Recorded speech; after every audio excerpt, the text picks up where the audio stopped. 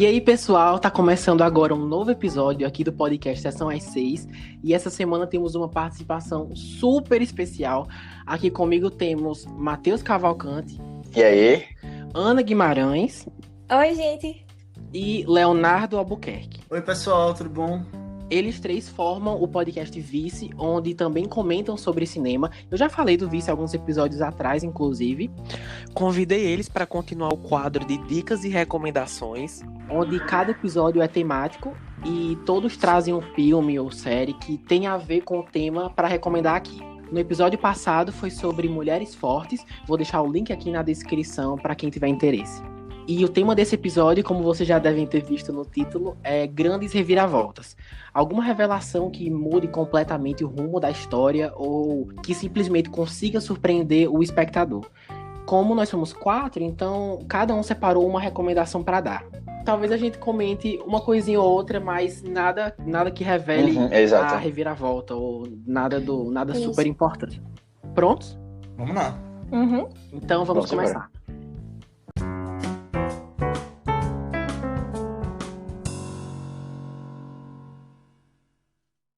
Bom, a minha recomendação, primeiro eu fiquei na dúvida se eu escolhi a Garota Exemplar ou não, mas eu pensei, não, alguém vai escolher isso, com certeza. Então, eu escolhi O Homem das Sombras, que se passa em uma cidade isolada, que começa a questionar o fato de crianças desaparecerem sem deixar nenhuma pista.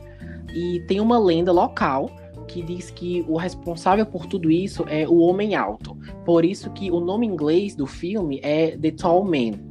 E a protagonista, Júlia, ela não acredita em nada disso, até que o seu filho também some. Aí tem toda uma jornada em que ela precisa rever os seus conceitos para trazer o filho de volta, né? É muito interessante. Só avisando que tem um filme do mesmo nome, O Homem das Sombras, de 2017, mas eu tô falando do de 2012. Algum de vocês já viu esse filme? Tem na Amazon Prime. Não, nunca tinha visto. Nunca tinha ouvido falar também. Eu achava que era um, mas aí depois eu tava achando que era o outro também. Que eu tava pensando. Eu pensei que era aquele do escuro, que é um homem que é cego e as pessoas entram na casa dele. Eu já vi esse, muito bom também, mas eu acho que esse é o Homem das Trevas, alguma coisa assim. Ah, certo. Mas enfim, é bem parecido mesmo. Não tem nada demais nesse filme, não tem sangue, não é de terror, tem pouquíssimos jump scares. A trama é mais de mistério e brinca muito com o suspense psicológico. Ah, legal. Acho que eu conhecia só de nome ele, mas eu, não sabia também como era a sinopse, não. Eu até fiquei meio com medinho, assim, porque eu sou meio cagona pra filmes de terror. Sim, aí quando tu falou assim, eu até fiquei meio, eita, será assim? mas assim, não tem nada demais, é super tranquilo. Eu escolhi esse filme porque tem uma reviravolta enorme na metade do filme que eu, pessoalmente, nunca ia adivinhar. Eu gosto que, na primeira parte, assim como em todo filme, eles introduzem as informações básicas. Quem é a protagonista, o que tá acontecendo e tudo mais. Mas quanto mais a história anda, mais a gente questiona o pouco que sabe. É muito massa, eu adoro isso. Eu adoro tentar adivinhar a reviravolta. E quando eu sou surpreendido, é a melhor parte. Ah, eu gosto disso também. Não é? Meu sentimento quando eu tô vendo esses filmes.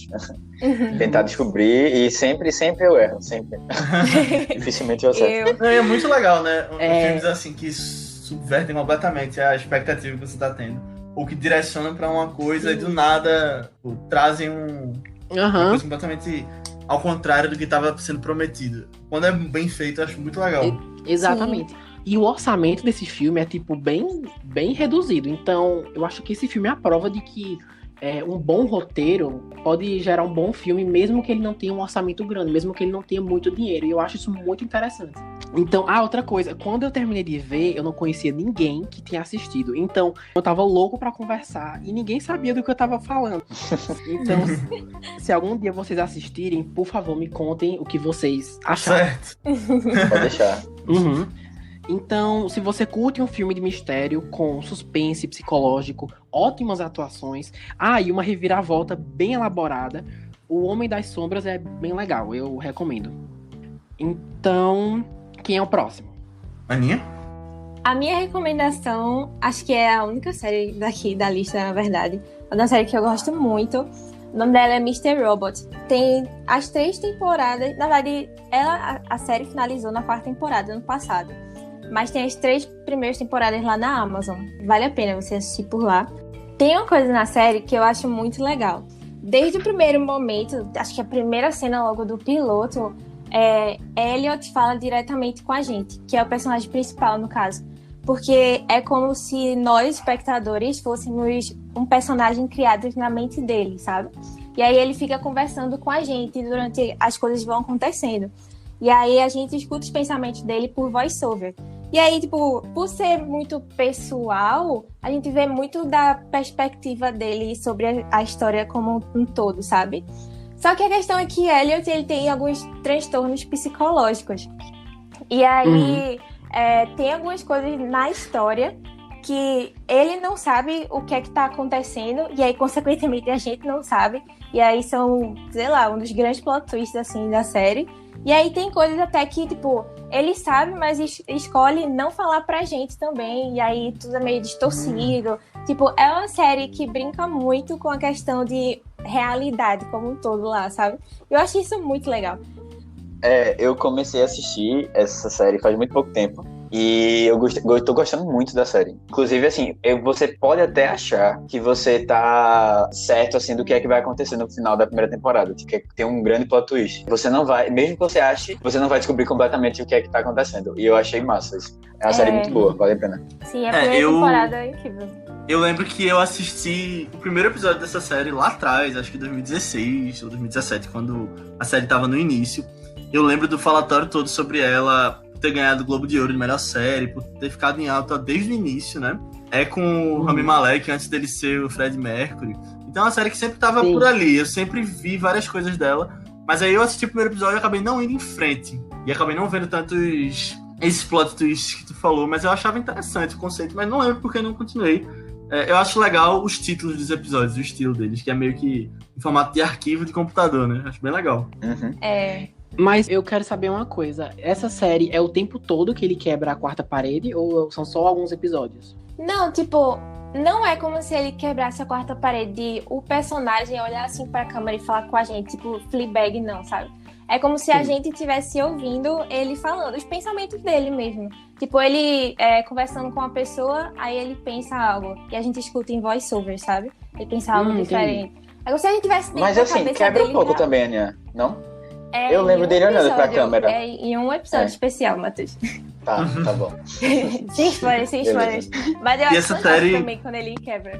E essa série é com Christian Slater também, né? Que faz o Mr. Robot. Sim, ele é fantástico também. Tipo, muita gente pegou meio que uma raivinha de Rami Malek por causa de Fred Mercury e tal. Mas eu acho ele incrível. É porque eu acho ele um personagem meio complexo, assim. Mas ele interpreta muito bem. Eu gosto dele, assim, eu não acho que ele merecia ter ganho o Oscar no passado, mas o filme do Queen foi tão popular e tal, que ele acabou ganhando. Mas eu lembro dele de Uma Noite no Museu, ele fazia o rei egípcio lá, o faraó. Foi na mesma Caramba, desenterrasse aí um faraó. Uma relíquia. É porque eu lembro que falavam que era Bruno Mars que fazia esse filme, mas era na verdade esse ator. E aí ele foi fazer Crepúsculo depois. Mesmo. O olho é igual. Eu acho que é o olho meio grande assim, né? Mas enfim, a sinopse da série, né? Porque eu falei e não falei qual é a história dela. Pra quem já se interessou e tal. Esse nosso personagem principal, o Elliot, ele é engenheiro da computação e trabalha numa empresa que cuida da segurança e tal. E aí ele termina sendo abordado pelo Mr. Robot, né? Esse personagem que ela falou, de Christian Slater. E aí, esse Mr. Robot, ele é, tipo, o chefe de um grupo de hackers que quer fazer uma revolução, assim, na internet, porque tá revoltado com o sistema capitalista, sabe? Tipo, é muito legal o plot do Mr. Robot, assim. E aí, ele é todo meio complexo, assim, ele tem problemas socialmente falando, ele é todo, tipo, isolado e tem seus vícios. Ele é bem interessante. Vale a pena. Ah, que legal, eu não conhecia. Quer dizer, eu conhecia, eu nunca cheguei a assistir. A série já acabou, né? Já acabou.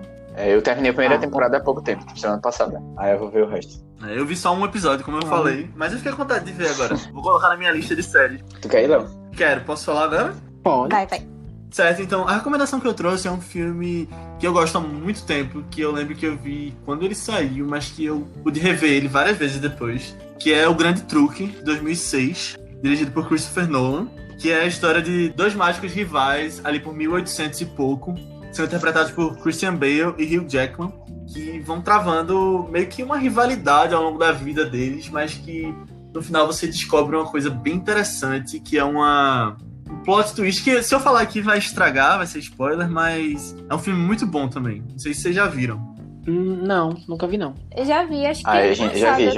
A gente já começou, não lembro muito bem da história. Não aqui no Estação às 6. Pra mim, ele é um dos melhores filmes de Christopher Nolan, até, se você, colocar numa listinha. E é um filme que eu acho que ele é menos falado do que outros que ficaram mais conhecidos depois. Mas ele é muito bom. Ele toca em vários pontos dessa rivalidade dos dois, e ambição, e essas coisas de tecnologia no século XIX.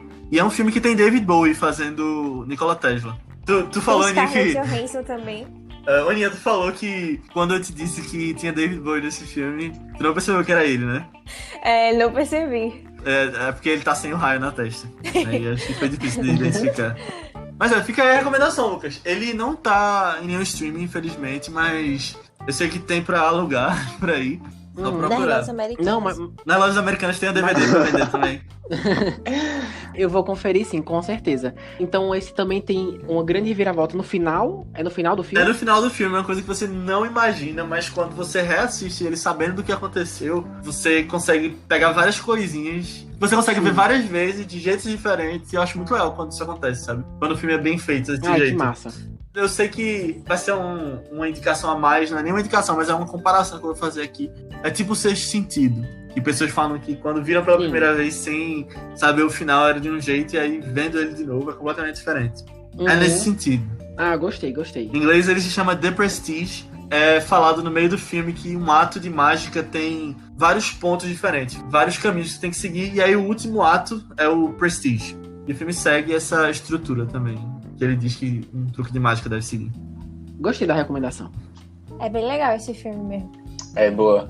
Então, fiquei por último, mas a minha indicação acho que vocês vão gostar. Eu peguei A Criada, é um filme sul-coreano, que acho que foi de 2017, mais ou menos, que é a própria definição de reviravolta. Eu não sei se algum de vocês já assistiu.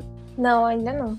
Não, mas eu acho que eu já ouvi falar. Também não, mas é um filme que eu tenho muita vontade de ver, principalmente por ser um filme coreano, né? E a gente tem falado bastante sobre essa ascensão do cinema coreano. Então, exato. É um filme que ele surgiu já há alguns anos, né? Então, eu acho que foi um dos primeiros que pegou, assim, um hype que todo mundo começou a prestar mais atenção no cinema sul-coreano.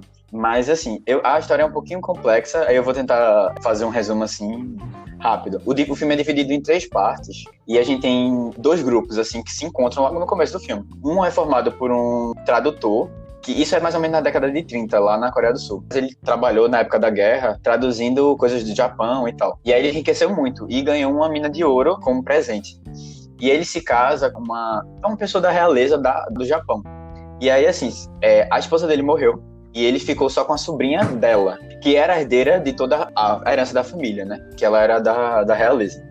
O que acontece? Essa sobrinha precisa de uma nova empregada. Ela contrata uma pessoa que faz parte do outro núcleo, que é um cara que ele tá tentando se aproveitar da família. E aí ele chama uma pessoa da confiança dele, pra ser a criada dela, no caso, pra tentar fazer a cabeça dela pra que ela se apaixone por esse cara. É um filme que você acha que tá indo por um caminho, muda totalmente várias vezes durante o filme. A criada começa a ter uma relação muito próxima com a sobrinha do tradutor, e isso começa a ficar um pouco complicado, porque eu não quero dar spoilers, mas assim, muda os planos do cara. E aí você vai vendo o tio dela também quer a herança dela.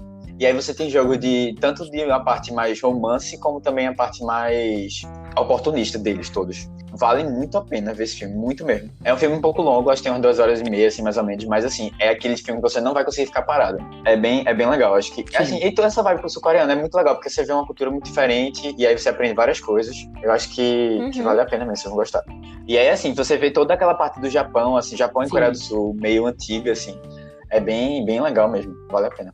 Tenho muita vontade de ver. Matheus, eu lembro que ele tinha no Netflix, mas eu acho que eu fui ver de novo recentemente e não tava mais. Ele tá disponível em algum lugar pra assistir? Então, vocês vão ter que dar o pulo do gato de vocês pra achar. Mas é fácil, um filme fácil. Inclusive tem dublado e tal, pra você procurar. Deve ter na Americanas também. Mas assim, é bem legal. Assim, eu não sei se as pessoas que estão ouvindo vão ter algum problema, mas ele é um filme um pouquinho mais erótico do que a gente pode estar acostumado. Mas assim, pega muito daquela vibe de Parasita que mistura vários gêneros, tem um pouco de comédia. Eles são naturalmente mais... Eles são uma comédia muito interessante, assim. Acho que vocês vão gostar. Acho que falei demais, mas acho que é um bom filme. Não. E principalmente nesse filme, mesmo que você saiba uma reviravolta, vão ter mais 3 ou 4 gigantes, assim, pra você se surpreender. Ai, que massa. Eu realmente fiquei interessado em assistir esse filme. Todo mundo já falou? Então eu acho que é isso. Se você escutou até aqui, esperamos que tenha gostado. Espero também que assista o filme ou a série que mais te interessou. E diz lá no Instagram, seção A6, quais foram suas impressões. Digam se vocês querem que o Vice volte pra uma parte 2 ou pra falar de algum outro tema. Se vocês não quiserem que a gente volte, a gente quer já voltar, então... Isso aí. Vocês podem dar sugestões Gostei. pra gente falar. Boa. Exatamente. Lembrando que Lucas, daqui a algumas semanas, vai estar num podcast da gente também. A gente vai gravar e vai sair daqui a pouco. Onde a gente vai falar sobre... Sim. Vamos dar um spoiler logo dos podcasts. Exatamente. Vai sair um sobre Divertidamente, que a gente vai fazer com o Lucas. Então fiquem ligados também no nosso feed. Fiquem ligados no podcast do Vice e nas nossas redes sociais, que é @ViceBR. Isso. Eu não sei se quando esse episódio for lançado já vai estar disponível o episódio do podcast deles sobre Divertidamente, mas não tem problema, eu aviso no Instagram quando isso acontecer. Eu queria agradecer também ao Vice por ter topado participar desse episódio. Vamos, com certeza. Obrigado, Lucas. Obrigado pelo convite, a gente adorou também. Se você escutou até aqui, muito obrigado, eu agradeço e até a próxima semana. Tchau. Tchau. Tchau.